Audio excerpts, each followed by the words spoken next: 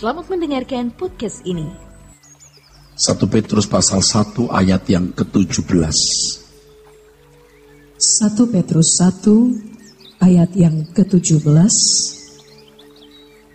Dan jika kamu menyebutnya Bapa, yaitu Dia yang tanpa memandang muka menghakimi semua orang menurut perbuatannya, maka hendaklah kamu hidup dalam ketakutan selama kamu menumpang di dunia ini.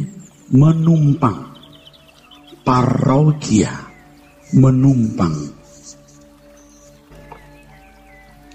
Banyak orang Kristen yang tidak mengerti atau tidak mau mengerti bahwa dirinya sebenarnya adalah orang yang menumpang di bumi ini. Bagi yang mengerti pun tidak rela kalau di bumi hanya menjadi seorang yang menumpang.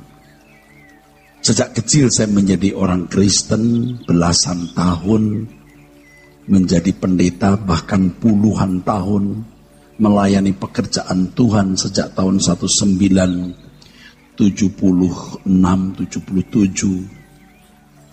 Rasanya baru tahun-tahun belakangan ini saya mengerti apa artinya menghayati sebagai orang yang menumpang di bumi ini.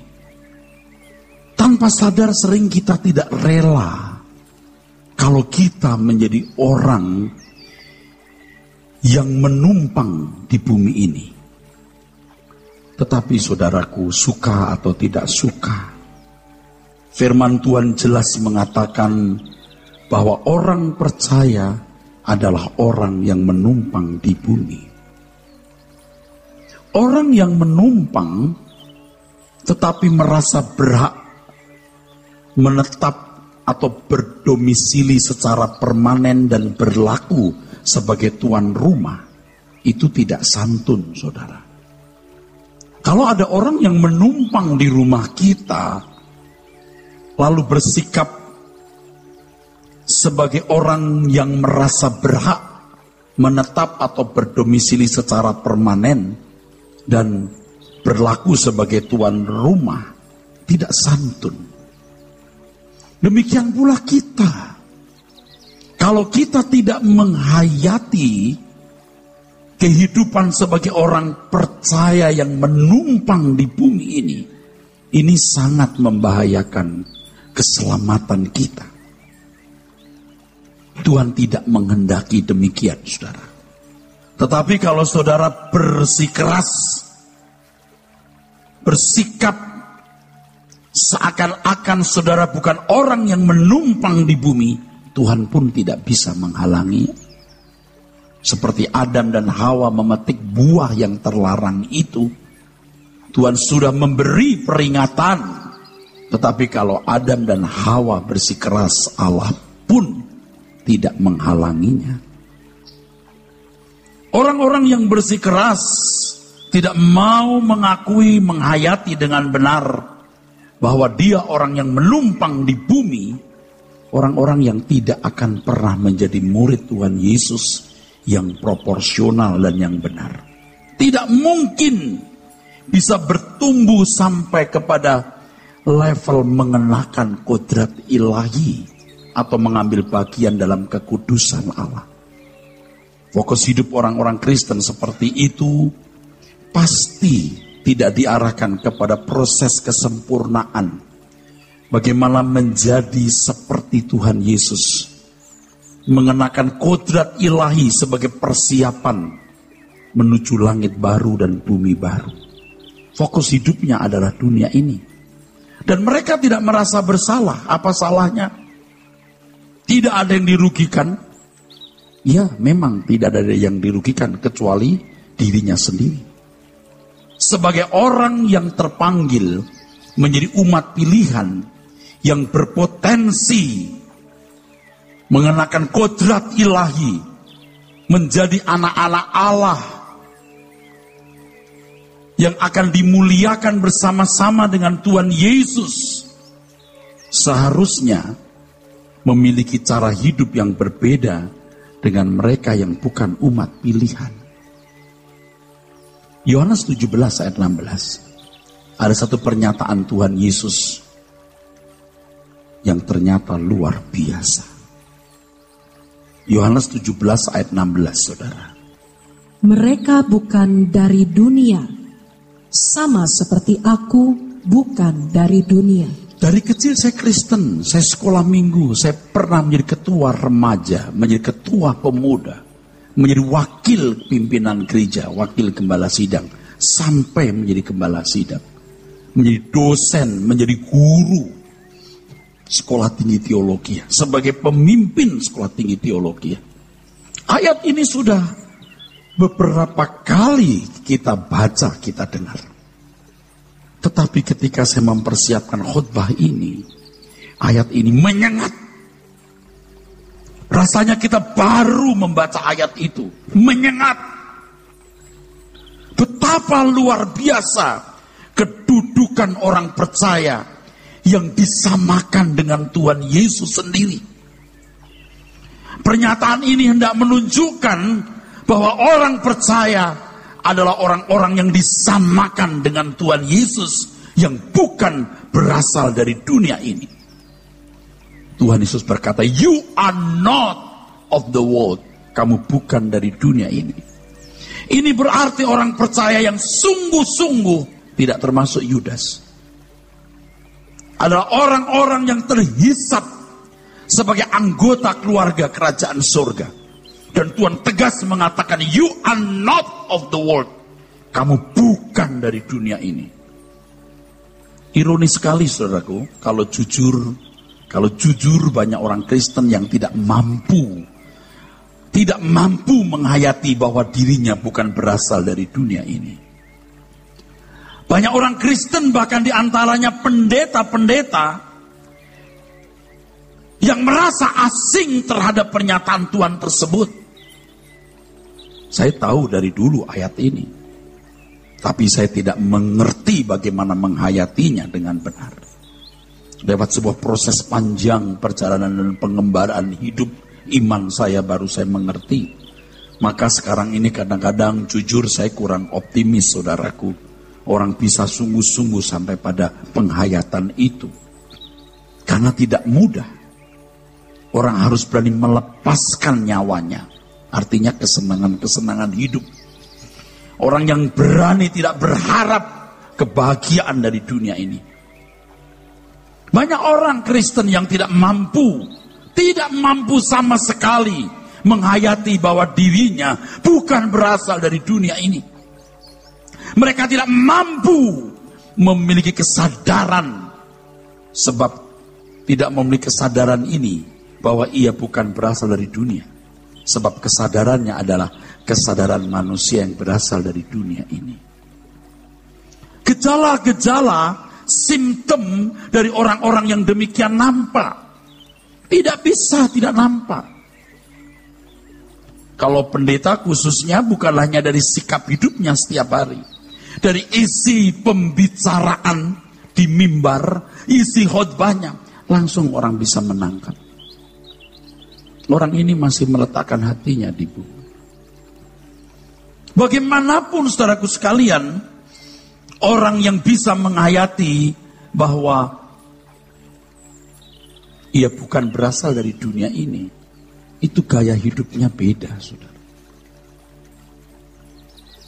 Ia akan berusaha untuk mencapai kesucian yang sempurna sebisa-bisanya. Memang kita tidak akan bisa sempurna seperti Allah Bapa. Siapa kita? Seperti Tuhan Yesus pun tidak. Tetapi semaksimal mungkinlah, supaya apa yang kita pikirkan, kita ucapkan, kita lakukan selalu sesuai dengan pikiran perasaan Tuhan. Orang-orang yang menghayati bahwa ia berasal dari atas, ia tidak akan terikat dengan keindahan dunia. Dia akan berusaha untuk menemukan tempatnya bisa mengabdi dan melayani Tuhan tanpa batas. Sikap hidupnya akan kelihatan, saudaraku. Nggak mau ribut dengan orang, ya udah mengalah saja. Disalahkan, ya udah nggak apa-apa. Dirugikan, ya Tuhan mengampuni kita. Saudaraku, pasti kelihatan gejalanya, jelas. Makanya kalau kita lihat orang ribut, entah lewat internet, entah lewat media itu, kata-katanya sudah kita tahu.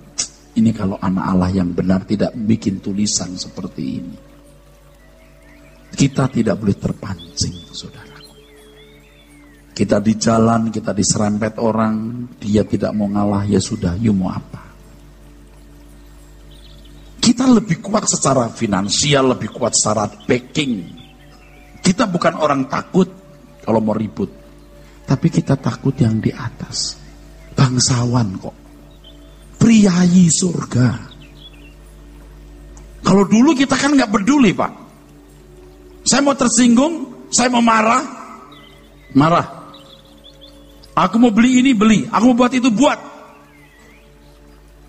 Everything belongs to me. Tapi sekarang kita punya Bapa. Dan hendaklah kamu hidup dalam ketakutan selama kamu menumpang di bumi. Orang-orang yang suka-suka sendiri itu, yang tidak mau menghayati bahwa ia bukan berasal dari dunia, itu orang yang terhisap berasal dari dunia. Dan orang seperti ini tidak layak menempati rumah Bapa bersama dengan Tuhan Yesus.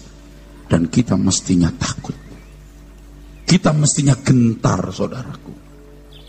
Tuhan tidak memandang muka, tadi firman Tuhan. Tidak memandang muka. Entah kau jemaat atau pendeta. Allah hanya mau menemukan kodrat ilahi di dalam diri kita. Ironinya banyak orang Kristen merasa yakin bahwa mereka adalah umat pilihan yang pasti dilayakkan masuk rumah Bapa. Ini kesesatan dalam kehidupan banyak orang Kristen. Seakan-akan keyakinan dalam nalar pikirannya dapat menjawab kebutuhan keselamatan kekalnya. Percaya Yesus Juru Selamat, aku sudah percaya. Percaya macam apa yang kau miliki? Kalau hanya keyakinan terhadap kuasa Allah, itu belum iman yang menyelamatkan. Kalau engkau percaya Yesus Juru Selamat, itu baru pengaminan akali. Itu baru persetujuan pikiran. You percaya Mr. Obama Presiden Amerika, belum berarti you percaya dia loh. Percaya yang benar, you mesti ketemu beliau. You mesti mengerti apa keinginannya dan you turuti perintahnya. Baru berarti you percaya Mr. Obama. Keyakinan-keyakinan yang dimiliki banyak orang itu bukan iman yang benar. Yakin sudah percaya Tuhan Yesus, yakin kalau mati masuk surga. Loh. Saudara catat baik-baik. Jangan merasa apa yang kau yakini, tapi rasa apa yang kamu alami. Jangan imajinasi semua semata-mata dibangun dalam sistematika, dogmatika di nalarnya. Saya pengajar sistematika dogmatika di Sekolah Tinggi Teologi untuk program pasca sarjana, untuk kelas master dan doktor. Saya bukan anti sistematika dogmatika.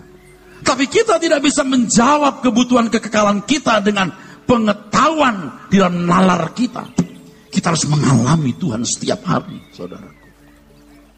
Jangan merasa sudah menemukan pengetahuan tentang Tuhan berarti menemukan Tuhan.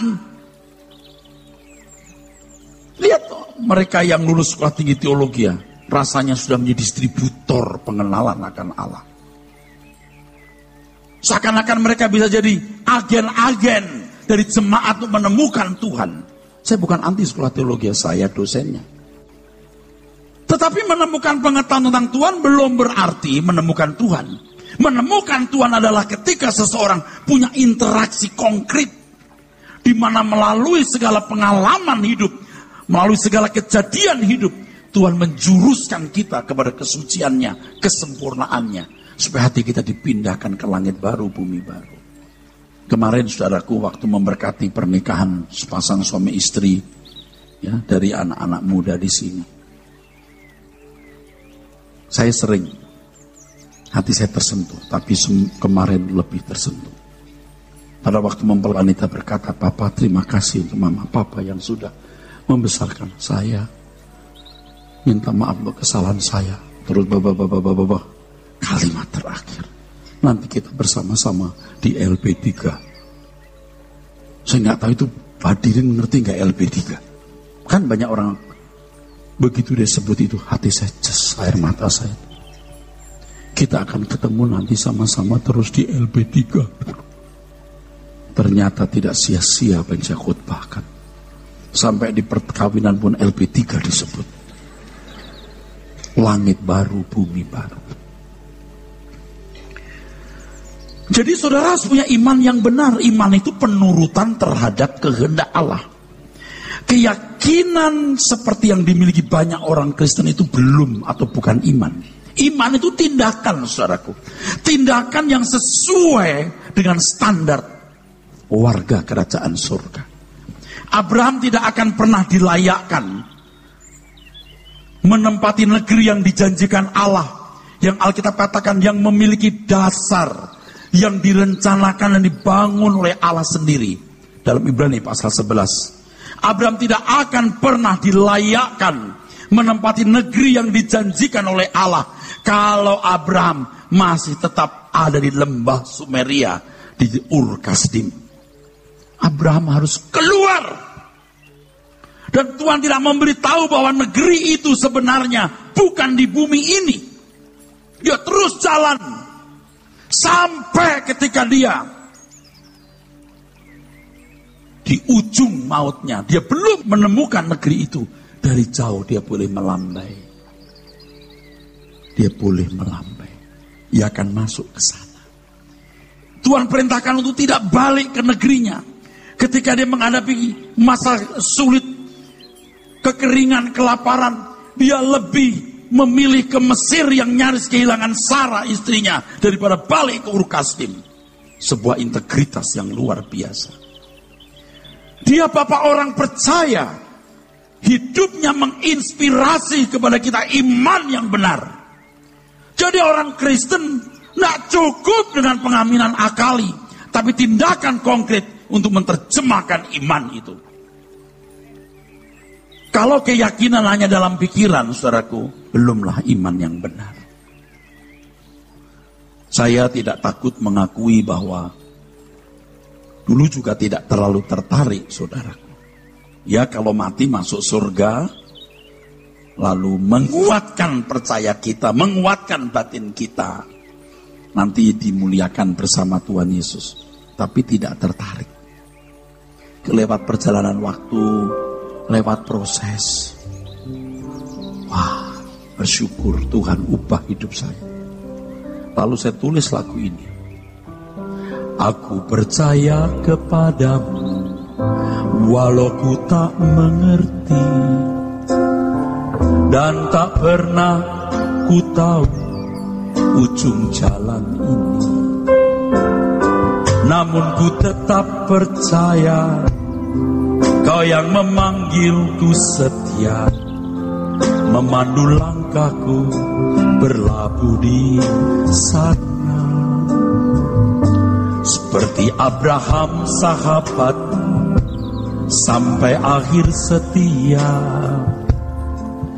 Dari jauh memandang negeri perjanjian, Kanaan surgawi permai, tanah air yang Kau janjikan, tempat pertemuan semua saleh Tuhan. Bawa aku ke sana, ajar aku setia, mengerti semua maksud dan jalan-Mu. Tak ku ingini lagi indahnya dunia ini, karena ku yakin yang Kau sediakan sempurna. Bawa aku ke sana, ajar aku setia, mengerti semua maksud dan jalan-Mu. Tak ku ingini lagi indahnya dunia ini, karena ku yakin yang Kau sediakan sempurna. Bawa aku ke sana,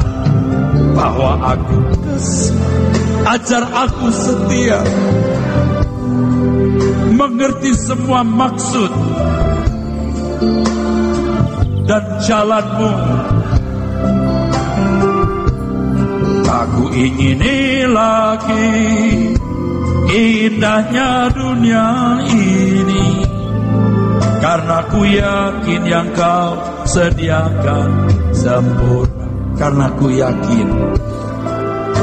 ku yakin yang kau sediakan sempurna. Sebelum kota Saigon jatuh pada waktu perang Vietnam, orang-orang Vietnam tidak mengerti betapa berartinya menjadi seorang yang berwarga negara Amerika. Ketika Saigon jatuh, saudara, Vietcong sudah masuk kota Saigon, maka orang-orang berlarian ke pantai. Sebenarnya ada kapal induk Amerika, dan Amerika membawa orang-orangnya dengan helikopter dari pantai masuk kapal induk. Ada pagar yang terbuat dari pagar berduri, saudara. Jadi ketika orang mendesak, merangsek mau masuk daerah pantai itu, tentara Amerika minta tanda penduduk mereka. Begitu menunjukkan warga negara Amerika dibuka masuk. Tapi begitu bukan, dilarang. Ada orang yang mendesak, ditembak mati di tempat. Sebab kalau satu orang diizinkan masuk, rusak, tembak mati. Hanya warga negara Amerika yang diungsikan. Hari ini orang begini, sembrono. Saya tanya, apa saudara merasa, bukan yakin, kalau Anda meninggal, Anda pasti disambut di rumah Bapa? Jangan bilang amin dulu. Karena Anda sudah biasa mengucapkan kata amin dari keyakinanmu, bukan dari apa yang kau alami. Itu penipuan terhadap diri sendiri, saudara. Kalau kita tidak menghargai status, kedudukan sebagai orang yang bukan berasal dari dunia ini, kita melecehkan Tuhan. Kita anggap murahan kewargaan negara tersebut. Ini sudah sama dengan menolak kasih karunia. Mengerikan. Banyak orang yang tidak peduli karena pikirannya sudah diisi dengan berbagai kesenangan-kesenangan dunia. Bukan tidak boleh Anda punya ini, punya itu. Jangan terikat. You are not of the world. The world is not our home. Saya ngomong begini juga tidak gampang. Orang akan lihat hidup saya. Ayo, you ngomong, cangkemmu begitu, gimana hidupmu? Kalau saudara ada yang menolak hal ini, akibatnya ratapan dan kertak gigi di api kekal. Tuhan sangat mengingini kita untuk bersama dengan Dia. Karena Tuhan Yesus berkata, di mana aku ada, kamu ada. Kalau kita tidak tertarik di mana Tuhan berada, itu kan selingkuh, saudaraku. Sikap kita menghargai status atau kedudukan itu bukan hanya nampak dari pernyataan mulut kita, tapi dari sikap hidup kita setiap hari. Oleh sebab itu kita harus menerima dengan sungguh-sungguh status ini dan memperjuangkannya agar hidup kita sepadan dengan keadaan sebagai yang berasal dari atas. Memperjuangkan gaya hidup sebagai orang yang berasal dari atas, atau membangun gaya hidup yang berasal dari atas ini. Gaya hidup seorang yang berasal dari atas ini tidak mudah. Tuhan Yesuslah teladan kita. Tuhan sudah contoh kita. Saudara renungkan bagaimana Tuhan Yesus dalam kesepian yang begitu hebat. Ketika banyak orang menolak Dia, hanya sekelompok kecil orang yang di pihaknya, Ia tetap tekun. Tuhan Yesus berkata, serigala mempunyai liang, burung mempunyai sarang, tetapi anak manusia tidak punya tempat meletakkan kepalanya. Gak tahu orang-orang Kristen sekarang jadi begini, saudaraku. Kalau sudah jadi Kristen lalu kesaksiannya, puji Tuhan, setelah jadi Kristen saudara sekalian, toko saya laris. Setelah saya jadi Kristen, saudara sekalian, waduh teman-teman saya baik-baik, sama saya jadi baik-baik. Sukses. Dagang saya bagus. Saya sekarang punya rumah 2, saudaraku. Tapi coba orang Kristen zaman dulu. Petrus suruh bersaksi. Saudara, setelah jadi Kristen, rumah saya disita. Coba Allah suruh bersaksi.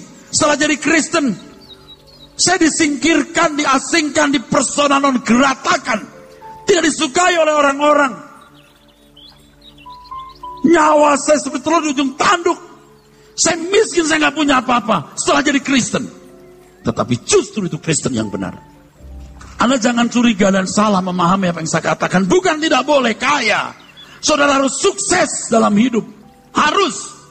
Tetapi semua harus menjadi milik Tuhan dan kita tidak terikat dengan perkara dunia itu. Harta saya juga dulu gereja, harga diri, kehormatan, jumlah jemaat, reputasi dan prestis. Tapi setelah kita bertobat, kita sudah tidak mau terikat itu lagi. Anda mau datang silahkan, nggak mau datang ya enggak apa-apa. Jadi jangan saudara merasa terintimidasi dengan khotbah ini. Anda mau nurut silahkan, nggak nurut enggak masalah. Masalahmu, yang penting saya harus selesaikan tugas saya. Jangan merasa, wah saya dibutuhkan. Enggak, you nggak dibutuhkan. You membutuhkan Tuhan. Jangan sombong. You tidak datang pun tidak kita cari, tahu? Kecuali you minta tolong kita untuk dilayani secara diakonia, kita layani dalam diakonia. Kalau tidak, kita nggak nyari. Kita cuma sungguh-sungguh rindu mengakhiri, menyelesaikan hidup kita dengan baik. Dan istri saya di jalan berkata, kok banyak orang nggak tahu ya, waktunya itu singkat, kenapa nggak melayani Tuhan? Kesempatan yang diberikan tidak digunakan dengan baik. Saya katakan betul, Mam. Tapi ada satu lagi yang harus kita perhatikan, bukan pelayanan gereja, tapi batin kita. Inilah yang harus kita gumuli pertama, bukan pelayanan gereja yang pertama. Emang harus. You punya kesempatan melayani Tuhan, tidak melayani Tuhan, aduh celaka. Batin kita bereskan. Dan kalau kita membereskan batin kita dengan benar, baru kita akan mencari tempat kita untuk bisa mengabdi kepada Tuhan. Mengabdi kepada Tuhan di mana saja, bro. Tidak usah harus di gereja ini, dimanapun. Engkau memperhatikan orang tua itu bagian dari pelayanan.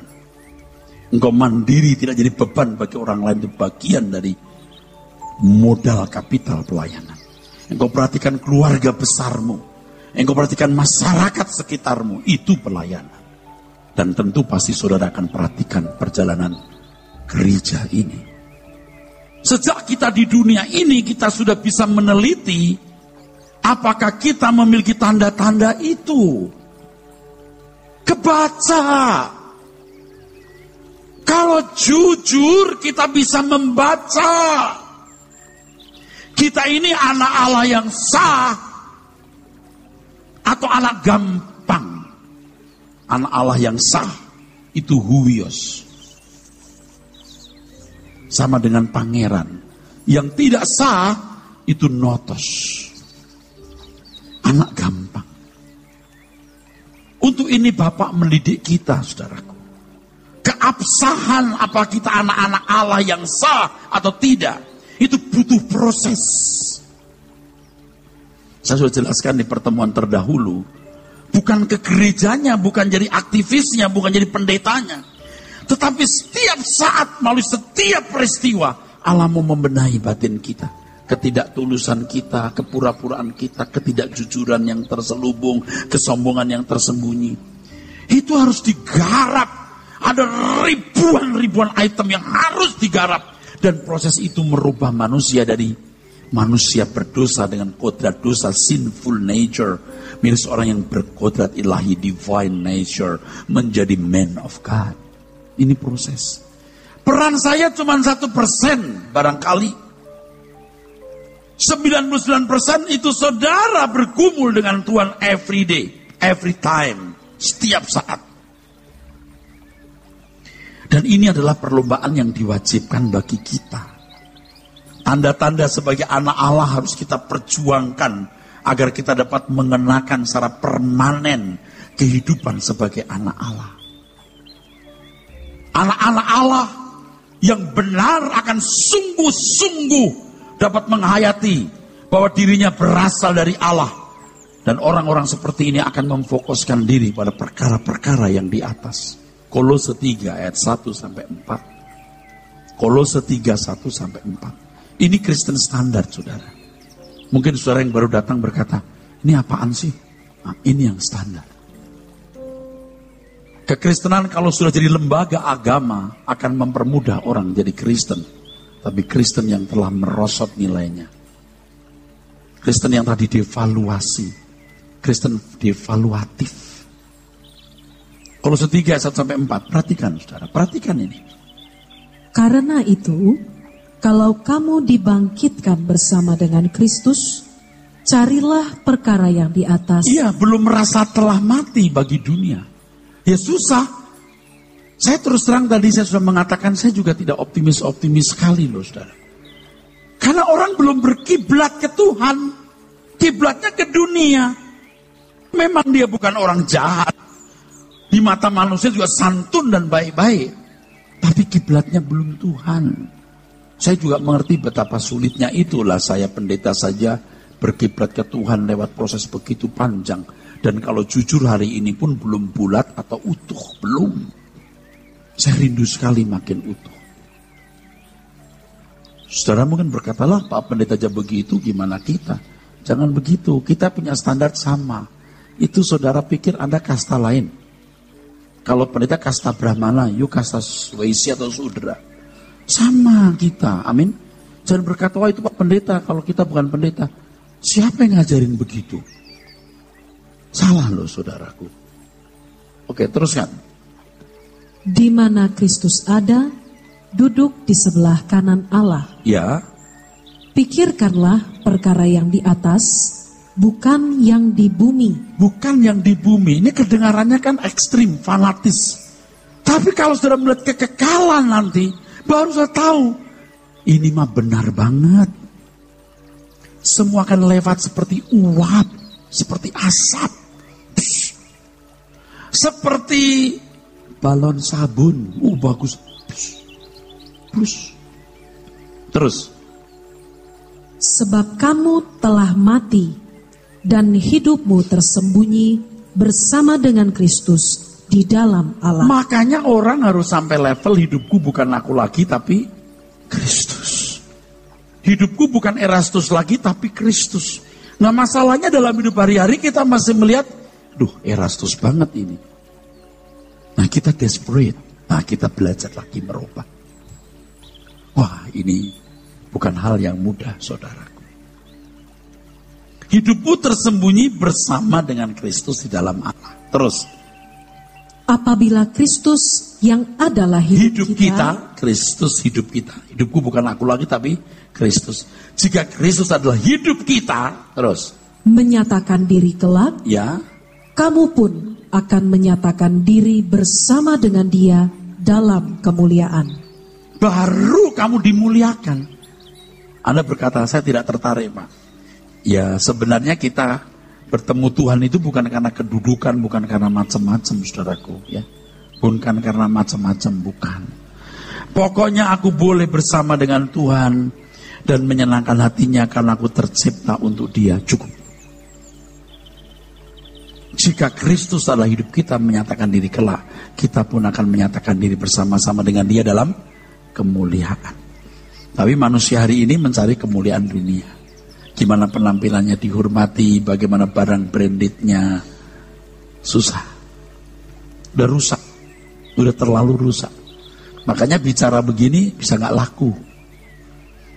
Udah gak laku. Di Jakarta, di dunia modern khotbah seperti ini gak laku. Gak apa-apa gak laku. Pasti ada ke konsumennya. Loh ya kan saudara tiap minggu dihajar begini. Langit baru-baru, pembaringan terakhir. Masih datang lagi. Malah tambah banyak.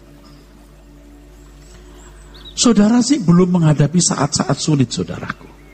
Saya pernah ya saudaraku. Jadi kalau hari ini saya bicara soal pembaringan terakhir, tiap minggu kan selalu ada itu, langit baru-baru. Saudara mungkin cengar-cengir, lu belum tahu. Ngerti nggak saudara? Semua kita akan ngalamin. Kok orang tuh kayak nggak pernah ngalamin kematian loh saudaraku. Hidup ini tragis saudaraku. Tapi kita punya solusinya. LB3. Saudara nggak suka terserah. LB3. You must be perfect. Kamu harus sempurna. Itu saja. 3 loh pilarnya kita di 1. You must be perfect. Living in His perfect holiness. 2. New earth, new heaven. New earth, new heaven. 3 langit baru, bumi baru. 3 responsibility, tanggung jawab hidup. Saudaraku sekalian, pernyataan Tuhan Yesus bahwa kita bukan berasal dari dunia ini seirama dengan yang dikatakan Filipi pasal 3 ayat 20. Filipi 3 ayat 20. Karena kewargaan kita adalah di dalam sorga, dan dari situ juga kita menantikan Tuhan Yesus Kristus sebagai Juru Selamat. Saudaraku, kewargaan kita di surga. Dari situ kita menantikan apek de kometa. Eagerly wait for. Artinya dengan sangat bergairah menantikan dia. Berapa banyak kita yang menantikan Tuhan, saudara? Nih, saudara perhatikan nih, ya. Belajar ya Bapak Ibu, belajar ya. Banyak orang Kristen berpikir Yesus sudah mati bagiku. Dia membayar semua hutangku. Nanti aku sudah pasti masuk surga. Udah, langsung set. Jadi hidup di dunia ini hanya untuk nunggu mati. Padahal banyak orang takut mati. You belum siap mati. Hidup di dunia ini hanya untuk menanti kedatangan Tuhan. Faktanya tidak banyak orang yang menantikan kedatangan Tuhan. Nggak boleh begini. Ada dimensi sekarang yang harus dikerjakan. Bagaimana kita diproses menjadi anak-anak Allah yang layak masuk ke dalam kerajaannya, saudaraku. Ini loh. Makanya ada gereja itu untuk ini loh. Knowing the truth. How to enter the kingdom of God. Bagaimana masuk kerajaan Allah. Bagaimana merubah diri kita. Saya juga belum sempurna, saudaraku. Masih Erastus banget ya. Aduh, Tuhan, aku mau berubah. Kalau kita menit pertama, menit kedua, jam pertama, jam kedua berkenan di hadapan Tuhan atau tidak ada kesalahan yang kita lakukan, happy banget. Itu yang mesti kita latihkan tiap hari, saudara. Kalau saya sudah memiliki pengertian seperti ini dan perubahan seperti ini 10 tahun yang lalu, saya pasti merubah lebih banyak orang. Sayang, saudara, agak terlambat. Tapi tidak apa-apa. Tidak apa-apa, masih ada kesempatan merubah. Masih bisa merubah. Saudara mau berubah? Jadi kita akan menghabiskan sisa umur hidup kita dengan manis. Berubah. Berubah. Jangan banyak bicara. Jangan banyak debat. Diam. Tunjukkan buah hidupmu yang berkenan. Saya ingatkan kepada saudara, dunia tidak lebih baik. Dunia ke depan tidak lebih baik. Tidak akan bertambah menjadi baik. Tidak akan pernah. Karena Alkitab jelas mengatakan, saudaraku, dunia akan bertambah rusak. Jangan mengharapkan dunia membaik dimanapun kau berada. Tapi berjuanglah engkau membaik di hadapan Tuhan. Banyak orang Kristen merasa sudah menjadi anak Allah dan sudah memiliki jaminan keselamatan masuk surga. Mereka tidak merasa perlu memperjuangkan bagaimana bisa menjadi orang yang menghayati bahwa ia berasal dari Allah. Puas di keyakinan, puas di format-format dogmatika dan sistematika teologi, tapi tidak menjalaninya secara benar. Itu penyakitnya banyak teolog begitu. Saya tidak menyalahkan semua teolog. Saya di tengah-tengah para teolog. Saya juga teolog. Jika seorang Kristen tidak memperjuangkannya, bagaimana ia memiliki hidup yang sepadan dengan keadaannya sebagai orang yang berasal dari atas, maka gaya hidupnya adalah gaya seperti anak-anak dunia lainnya. Dia tidak sungguh-sungguh. Tadi pagi juga saudaraku sekalian, sementara saya mempersiapkan khotbah ini, saya ingat satu lagu yang saya sudah kalang puluhan tahun, pasti lebih dari 15 tahun. Karena rekaman pertama saya, lagu ini pertama saya nyanyikan. Jadikan aku orang kudus-Mu, bentuk diriku semakin saleh seperti Yesus, seperti Yesus. Senangkan Engkau ya Bapakku. Jadikan aku orang kudus-Mu, bentuk diriku semakin saleh seperti Yesus, seperti Yesus. Senangkan Engkau ya Bapakku. Belasan puluhan tahun yang lalu lagu ini saya nyanyikan. Dijawab setelah usia saya lebih dari setengah abad baru saya mengerti. Tidak mudah.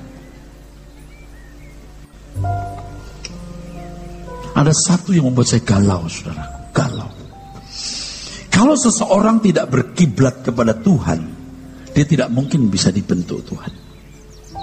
Maka Tuhan berkata, kalau kamu tidak melepaskan dirimu dari segala milikmu, kamu tak dapat jadi muridku.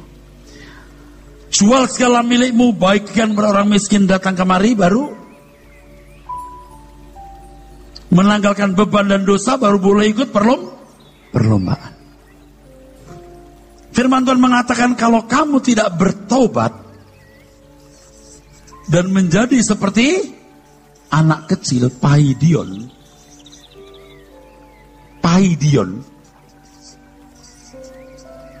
kamu tidak akan masuk surga. Dulu saya tidak suka dengan kata dannya ini nih. Saya nggak suka. Seperti lebay. Ya udah, bertobat itu kan merubah pikiran. Paidion ya gampang dibentuk. Ini kok mesti numpuk gini, overlapping. Ternyata kata bertobat di sini, saudaraku, itu adalah strevo. Artinya to turn around, berbalik. Kalau kiblat seseorang sudah ke dunia, nggak bisa diubah. Nah sekarang bayangkan saudaraku sekalian, kalau dari kecil anak-anak kita nggak dididik, nggak bisa dia berkiblat ke Tuhan sama sekali. Kalau kita di Indonesia ini, apalagi dari kecil kita Kristen, masih bisa berkiblat ke Tuhan. Coba Anda lihat orang-orang Eropa. Udah umur 20-25 tahun, udah nggak bisa diajak berpikir tentang Tuhan. Nggak bisa. Saya ketemu orang muda di pesawat. Are you Christian? Yes, I am, dia bilang. Are you going to church? What for going to church? Gitu. Kristen tapi what for going to church? Kurang ajar nggak itu orang? Tok bro. Buset dah. Aduh. Makanya anak-anak kita kalau tidak mulai sekarang diajar mengenal kebenaran, nggak bisa balik. Indonesia suasana semangat religiusnya masih ada. Di Eropa kafir. Gereja-gereja sepi kosong, bener-bener. Seakan-akan Tuhan tidak ada dan tidak perlu ada.